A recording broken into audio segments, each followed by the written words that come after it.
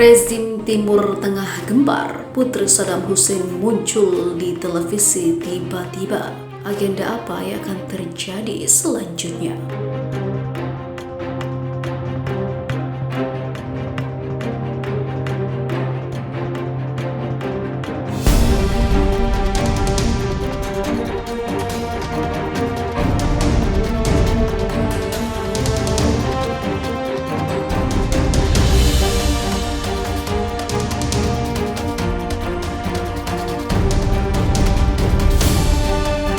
Rezim negara di Timur Tengah dibuat gempar atas kemunculan putri mantan Presiden Irak Saddam Hussein, yakni Ragad Saddam Hussein. Padahal Ragad Saddam Hussein diketahui sudah pindah ke Amman, ibu kota Yordania, sejak 2003. Kondisi Irak saat itu sedang kacau, di mana pasukan koalisi Amerika Serikat datang menyerbu Baghdad untuk menggulingkan Saddam Hussein dari kursi kepresidenan. Setelah 15 tahun menghilang usai sang ayah Saddam Hussein dihukum, tiba-tiba Ragad Saddam Hussein muncul di televisi.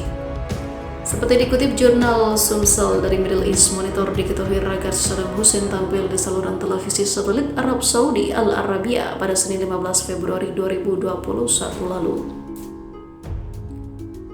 Tak hanya itu, putri sulung Saddam Hussein itu bahkan sempat melontarkan pernyataan yang cukup mengejutkan saat diwawancarai Sohab Shahrair. Ragad Saddam Hussein mengatakan sangat mungkin dirinya akan terjun ke dunia politik di Irak seperti mendiang sang ayah. Semuanya memungkinkan, kata Ragad saat ditanya soal kemungkinan peran politiknya di Irak. Sontak pernyataan Ragad Saddam Hussein itu membuat krisis diplomatik antara Republik Irak, Kerajaan Arab Saudi, dan Yordania.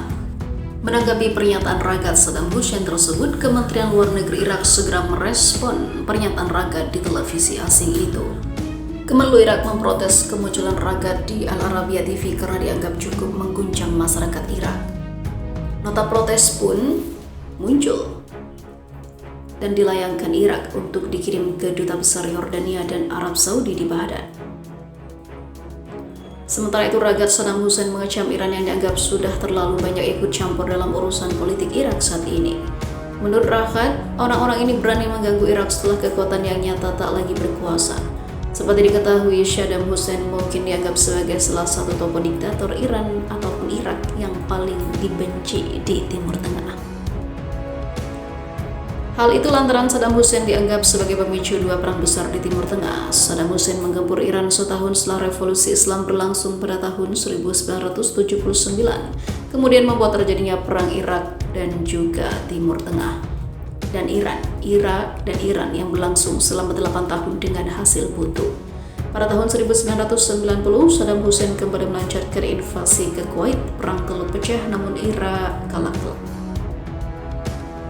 Pasalnya Kuwait didukung oleh Amerika Serikat, Inggris, Arab Saudi, Mesir, Prancis, dan pendukung Kurdistan. Memasuki abad ke-21, Saddam Hussein berhasil digulingkan oleh Amerika Serikat. Diktator Irak itu dituduh memiliki senjata penghancur massal, meskipun sampai saat ini tuduhan tersebut belum juga terbukti. Akhir hidup sang diktator Iran Saddam Hussein ini adalah ketika dirinya ditangkap oleh pasukan koalisi Amerika Serikat pada tahun 2003, tepatnya pada Desember.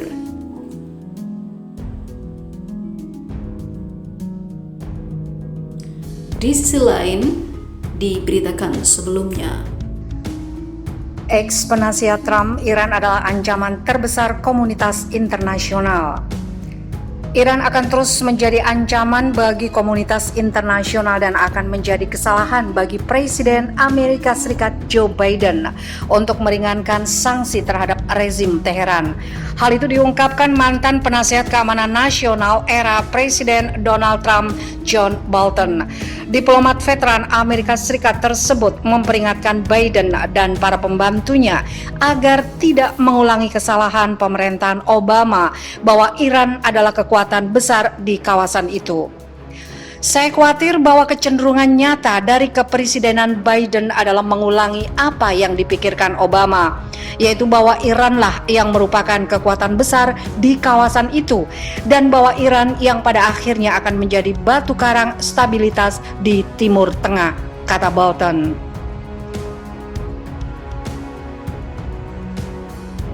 Saya pikir itu sepenuhnya kebalikan dari kebenaran. Imbuhnya menambahkan bahwa ia tidak ada hubungannya dengan orang-orang Iran atau negara itu. Jadi gagasan bahwa entah bagaimana Iran di bawah rezimnya saat ini dapat menjadi aktor yang bertanggung jawab di Timur Tengah adalah salah arah, ujarnya seperti dikutip dari Al Arabiya Jumat 19 Februari. Biden tidak merahasiakan niatnya untuk masuk kembali ke rencana aksi komprehensif bersama JCPOA yang ditandatangani di bawah pemerintahan Obama pada 2015. Bolton adalah salah satu pendorong utama di balik meyakinkan mantan Presiden Donald Trump untuk menarik diri dari kesepakatan itu 3 tahun kemudian. Kampanye tekanan maksimum pun terjadi yang mencakup sanksi ekonomi yang keras terhadap Iran dan mereka yang mendukung rezim Teheran serta proksi-proksinya secara global. Dan Bolton membela kebijakan pemerintahan Trump yang katanya menimbulkan rasa sakit lebih pada rezim Iran daripada yang diperkirakan orang. Kami diberitahu bahwa sanksi multilateral tidak dapat dilakukan. Sanksi sepihak Amerika juga tidak dapat melakukannya. Tapi sanksi kita ternyata jauh lebih efektif daripada sanksi multilateral Dewan Keamanan PBB. Namun dia yakin Amerika Serikat tidak melangkah cukup jauh. Kami tidak memberikan tekanan yang cukup. Ditanya apalagi yang bisa dilakukan untuk memaksa perubahan dalam perilaku rezim Teheran. Bolton mengatakan tujuannya harus memecah rezim. Ini tidak membutuhkan intervensi dari luar atau militer. Mengenai masuk kembali ke JCPOA, Bolton yakin Biden dan timnya merasa jauh lebih sulit daripada yang diperkirakan karena perubahan perkembangan politik selama bertahun-tahun. Jika Biden memasukkan kembali kesepakatan itu dan ada ketidakpahaman atau ketidakpatuhan dari Iran, ini akan menjadi penyerahan total, kata Bolton. Tapi jangan salah, tujuannya tetap sama dan itu kembali ke kesepakatan. Iran ingatkan bahaya rezim Zionis ke Partai Islam Pakistan. Duta Besar Republik Islam Iran untuk Pakistan Syed Muhammad Ali Hosseini menuding rezim Zionis menjadi faktor utama ketidakstabilan regional di wilayah tersebut. Dia menyerukan persatuan Muslim menghadapi ancaman bersama seperti Islamofobia.